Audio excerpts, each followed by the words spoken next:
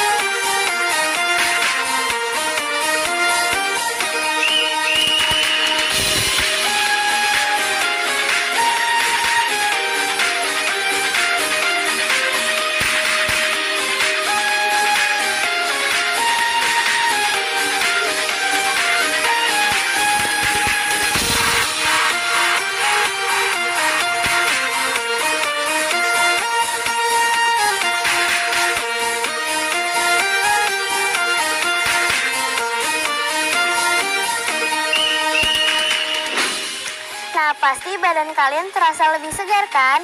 Berarti kalian sudah siap belajar bersama. Selamat belajar teman-teman kelas 6.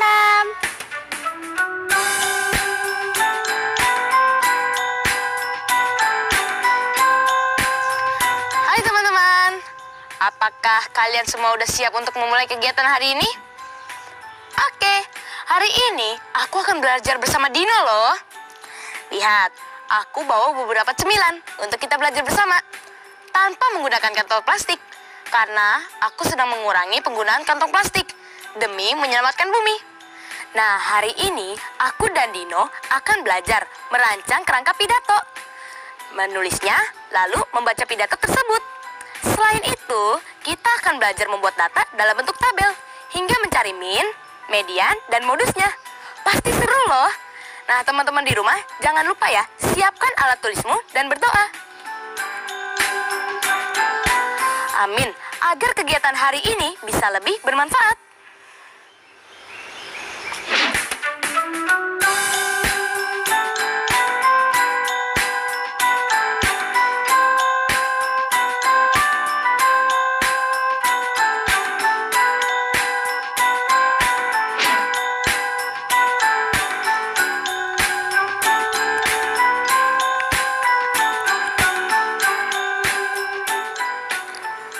Ya, makasih ya.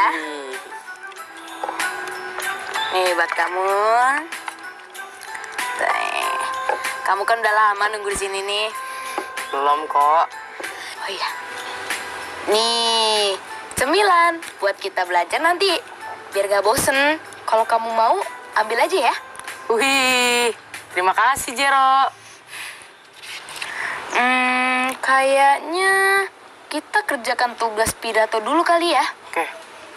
Apa aja sih yang harus diperhatikan dalam membuat kerangka pidato? Sebentar, aku bacain ya. Menurut buku catatan, kerangka isi pidato itu terdiri dari pembukaan, isi, dan penutup. Oke. Pertama, kita bahas tentang pembukaan terlebih dahulu ya. Pembukaan itu biasanya terdiri dari salam pembuka, ucapan puji syukur kepada Tuhan, dan ucapan penghormatan. Salam pembuka itu adalah salam kepada para pendengar. Salamnya bisa berupa salam formal, seperti selamat pagi, selamat siang, dan sebagainya.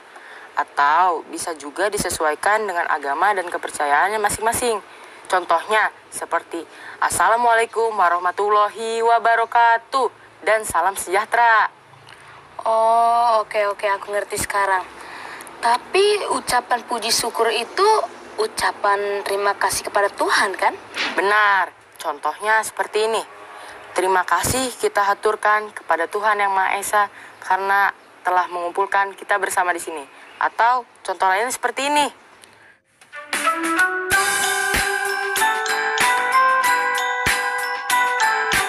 Kalau ucapan penghormatan, aku tahu. Ucapan penghormatan itu adalah sapaan untuk bagi pendengar pidato. Betul kan? Nah, Iya. Contohnya seperti ini. Hadirin yang terhormat, atau Bapak dan Ibu guru yang terhormat dan teman-teman yang kami sayangi. Betul sekali. Nah, setelah pembukaan, barulah kita masuk ke bagian isi. Isi merupakan bagian utama dari pidato, berupa gagasan yang akan kita sampaikan kepada para pendengar. Isi dari teks ini bisa berupa ajakan, saran, ataupun motivasi.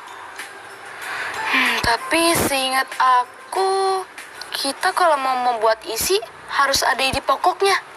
Iya, kita juga bisa menambahkan ide pokok ke isi pidato kita, yaitu ide pokok untuk paragraf pertama dan ide pokok untuk paragraf kedua. Kalau rangka terakhir? Bagian terakhir adalah penutup. Penutup merupakan kesimpulan dari pidato. Bisa juga ditambahkan harapan dan ajakan untuk meraih tujuan penyampaian isi pidato. Nah, di akhir penutuplah kita tambahkan salam penutup dan ucapan terima kasih. Oh, begitu. Nah, kemarin aku juga sempat bahas pidatonya Melati dan Isabel Wilson dengan Lala. Kira-kira isi pidato tersebut kalau dibelah di masing-masing rangka, kayaknya bakal jadi seperti ini deh. Berarti pertama-tama kita harus membuat dulu inti pembahasan dari tiap pidato ya, sesuai diskusi sebelumnya. Untuk ide yang kita pakai dalam pidato adalah tentang sampah plastik rumah tangga dan daur ulang. Iya, betul. Untuk memudahkan, pertama-tama kita buat tabel kita sendiri aja. Ya udah, ayo kita buat kerangkanya. Untuk pembuka, coba tuliskan seperti ini. Salah satu masalah lingkungan terbesar saat ini dan di masa yang akan datang yang kita hadapi adalah masalah sampah. Tak terhindarkan, setiap individu memproduksi sampah. Kita harus mulai jujur pada diri kita sendiri. Seberapa banyak sampah plastik yang kita hasilkan di rumah setiap harinya ya? Untuk paragraf pertama, sesuai contoh dari pidato Melati dan Isabel Wilson, kita bisa memaparkan data hasil sampah domestik. Dan pada ide pokok paragraf kedua, kita bisa bahas tentang hal yang menginspirasikan daur ulang plastik. Aku sudah lakukan riset dan sudah kukumpulkan semua informasinya. Oke, berarti sekarang tinggal penutup. Mungkin kita bisa menulis seperti ini. Mendaur ulang plastik memang bukan hal yang mudah untuk dilakukan semua orang. Namun, sampah di bumi tidak akan berkurang jika kita tidak mulai mencegahnya. Dimulai dari diri sendiri. Om Shanti Shanti Shanti Om. Terima kasih.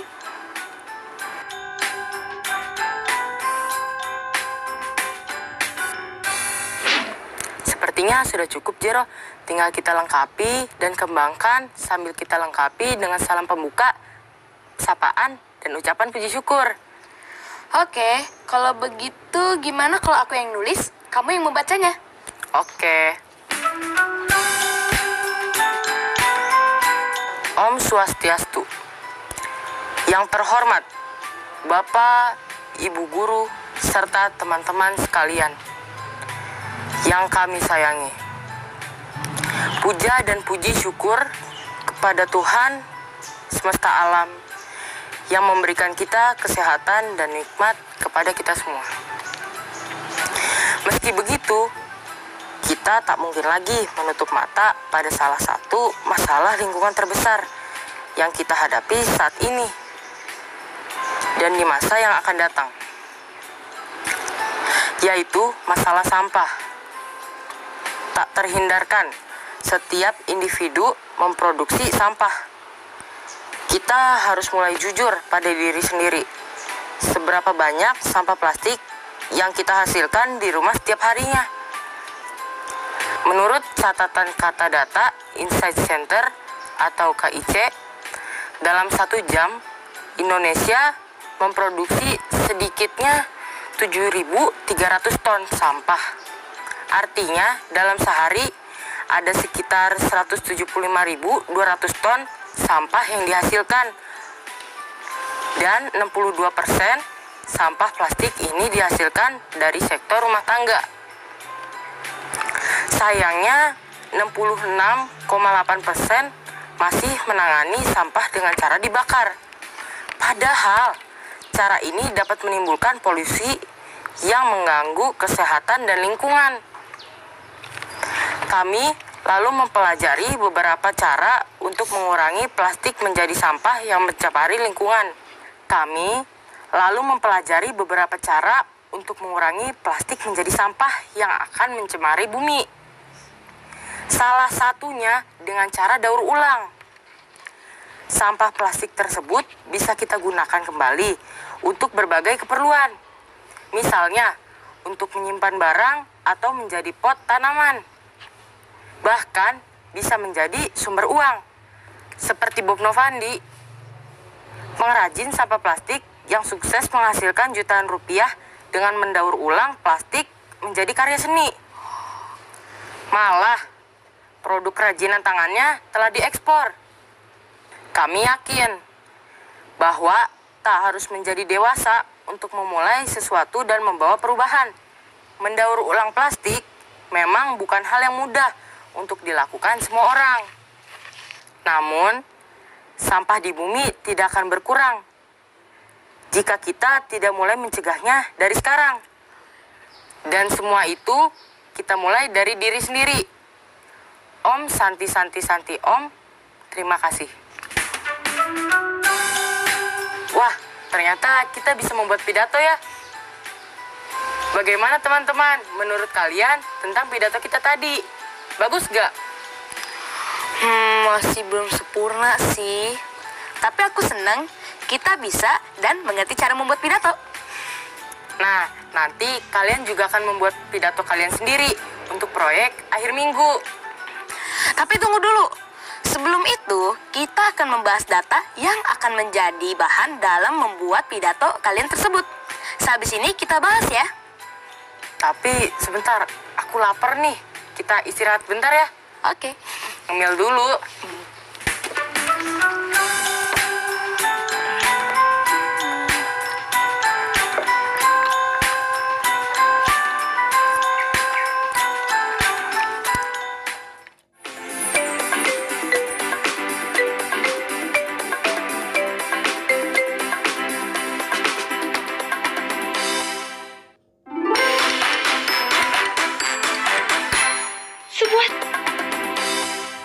Kamu udah catat pemakaian plastik selama 3 hari ini kan, Dino? Sudah, dan aku juga sudah tuliskan dalam bentuk tabel sederhana. Jadi teman-teman, kami diminta oleh Bu Guru untuk mencatat pemakaian kantong plastik selama 3 hari. Dari data tersebut, kita masukkan ke dalam tabel sederhana. Nah, dari data tersebut, kita harus cari min, median, dan modusnya, jika ada. Gimana kalau kita bahas dari dataku dulu? Nah, teman-teman, ini adalah tabel pemakaian plastik di rumahku. Tabel yang kubuat cukup sederhana kok. Di kolom sebelah kiri adalah kolom keterangan hari, sedangkan yang di kanan adalah jumlah sampah plastik yang telah kugunakan. Sekarang kita bahas dari datanya ya. Hari pertama, aku menggunakan 8 plastik. Hari kedua, 12 plastik. Dan hari ketiga, aku memakai 11 plastik. Lalu, berapa modus, median, dan minnya? Teman-teman masih ingat apa yang harus kita lakukan? Iya, pertama kita harus mengurutkan dari data yang terkecil sampai data yang terbesar.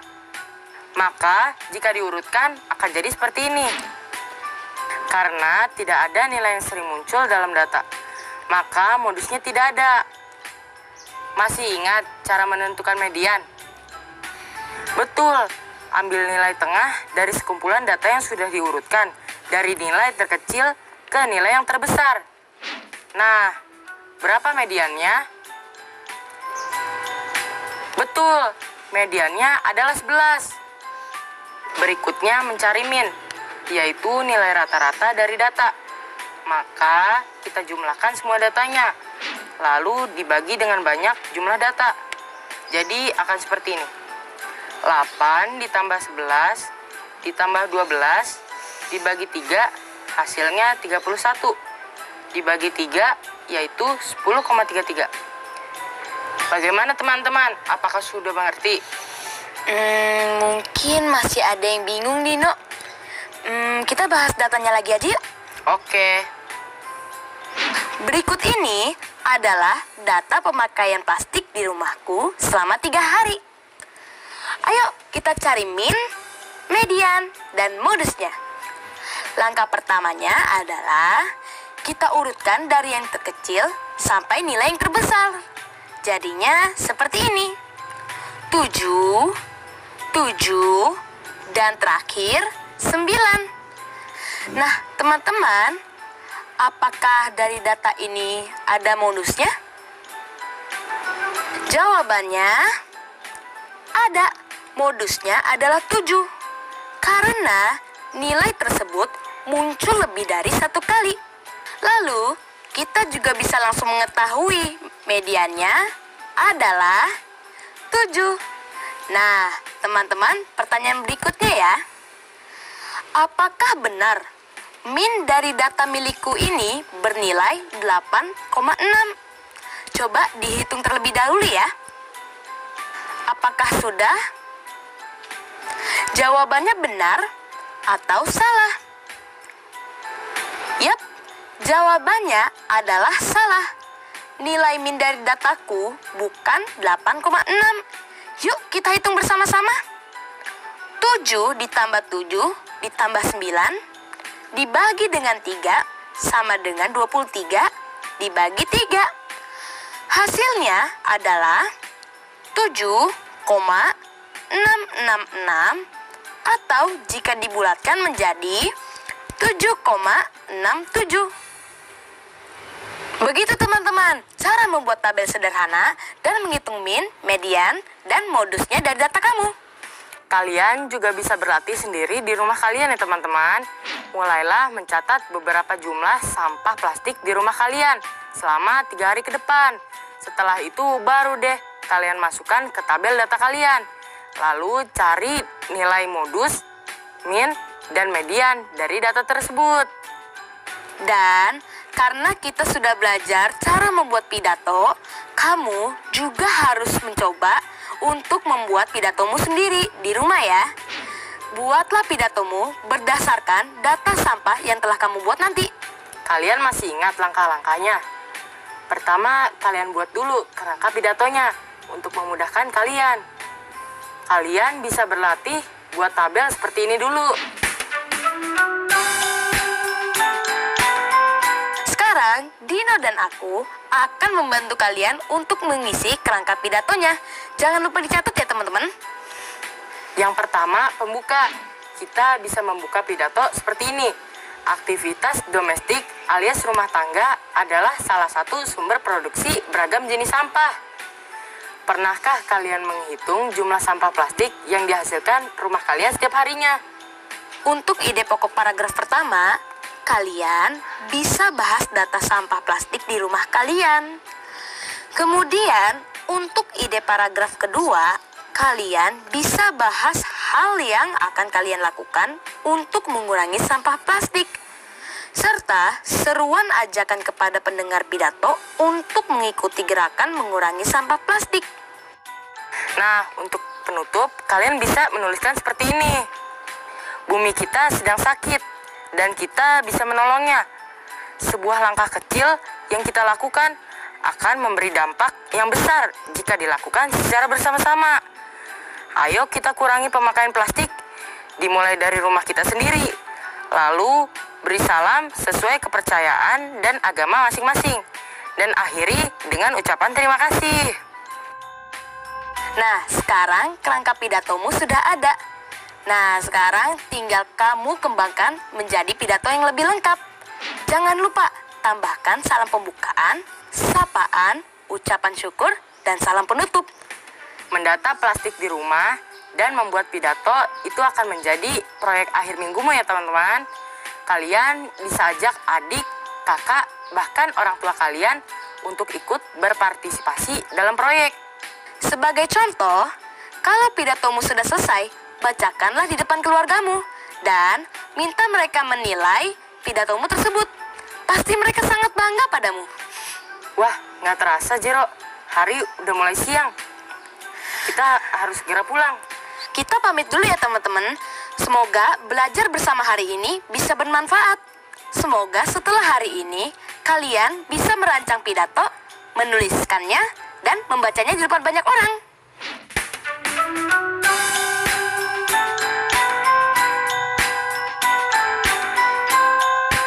Selain itu, kami harap kalian juga sudah mengerti cara membuat data dalam bentuk tabel sederhana, serta mencari min, median, dan modus dari data tersebut.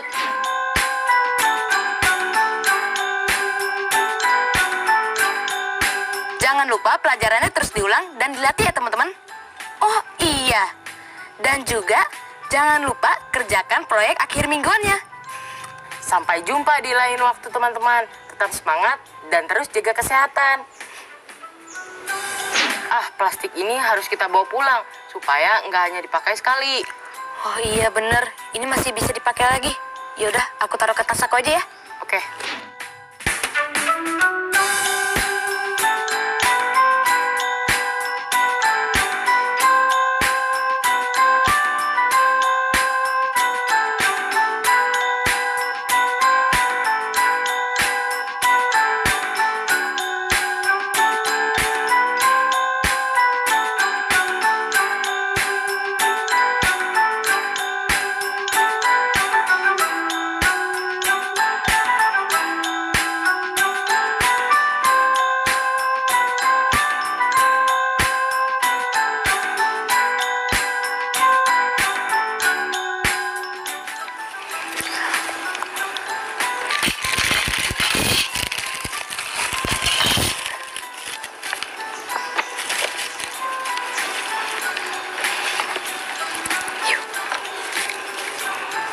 Yaudah yuk.